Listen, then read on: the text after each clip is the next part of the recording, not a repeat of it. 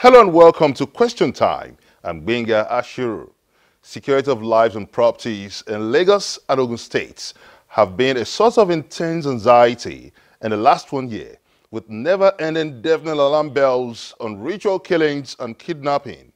Not even the monarch is spared in this serial adoption, as students now go to school in fear and uncertainty of returning to their loved ones.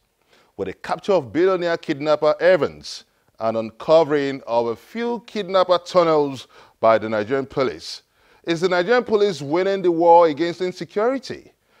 You can join in this conversation. Send us your comments on our various social media platforms showing on your screen. Can the Nigerian police break the siege? With strong indications that most of the ritual killings have strong connections with a network of highly influential circles.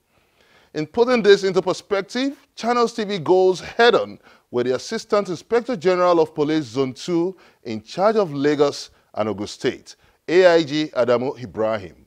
It says the Nigerian police is on top of the security situation in Lagos and Ogun States. There are normal crimes that are going on in Lagos axis, between Lagos and Ogun State, but it is not overwhelming at all. You are aware of the arrest of the renowned kidnapper, billionaire kidnapper Evans. Since his arrest, you are aware, kidnapping has been reduced. I'm talking about ritual gang attack in Ikorodu now. It's almost like the people are living in bondage. You are also aware, when you talk of the Badu killings, we are on top of the situation. At the time he came and was taking the security agencies unaware, we had to go and assess the situation, review the situation, and then plan for it. And since then, we've been recording serious successes. You are aware of the arrests made, and the situation has been under control all this while. Who are those behind this ritual killing? Because if you look at the nature of the attacks, 500,000 naira in exchange for an handkerchief with blood gotten from the victim, that shows that there is a strong war chest. There is a strong money at the disposal of those people behind this killing. So have you been able to get to the bottom line, the root of this killing, to ascertain those funding these attacks? No, we are still trying to work on the theory or the theory behind the new crime wave. Like you are talking about the 500,000 naira per handkerchief, we are not aware of that, but the news are going around about it. What they are using, most of the investigation we conducted, what they use handkerchiefs for are just to induce people so that when they are induced and they lose their senses, they carry them away. Or if they are able to scratch their body and get blood, they will just clean the blood and take it away. But the use of the handkerchief for 500,000 naira is not established. We are still working on the theory to ascertain who are the actual brains behind Badu killings. But certainly there are so many arrests, and we are progressing much in trying to get to the root of the cause of this matter. The police had consistently accused the local chiefs of complicity in this crime. So have you been able to confirm this allegation? No, it's not the issue. The issue is there are people arrested, and quite alright, the arrests cut across different strata. So it doesn't mean that there are particular groups, but certainly there are arrests made, and some people are undergoing interrogation. Now let me take you back to the recent raid of a shrine by the Nigerian police.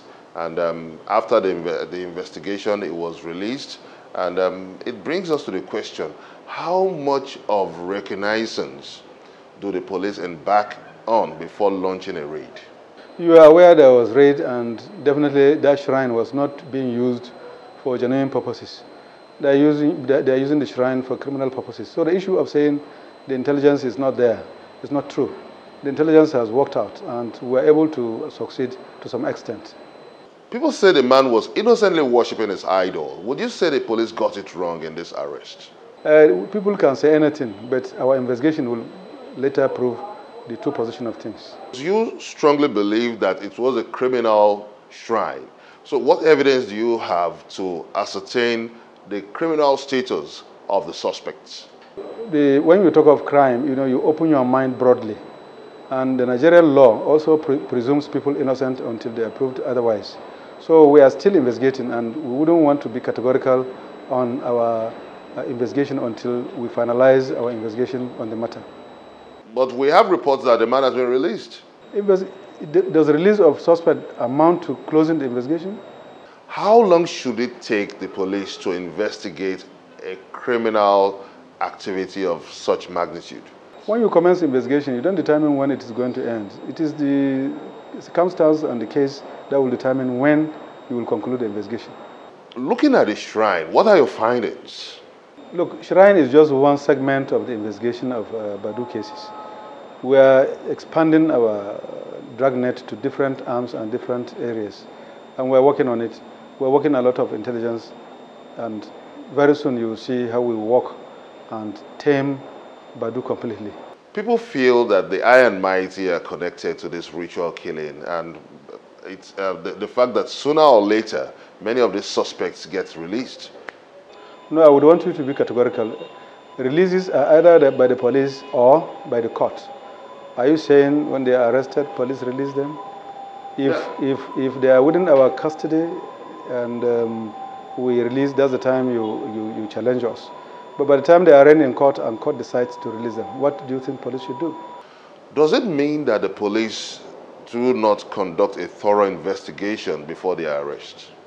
Investigation is still going on, like I told you. We are still working on it, and very soon, like I told you, I wouldn't want us to be too much in a hurry about this issue because we are working hard to see how to get to the root of this matter.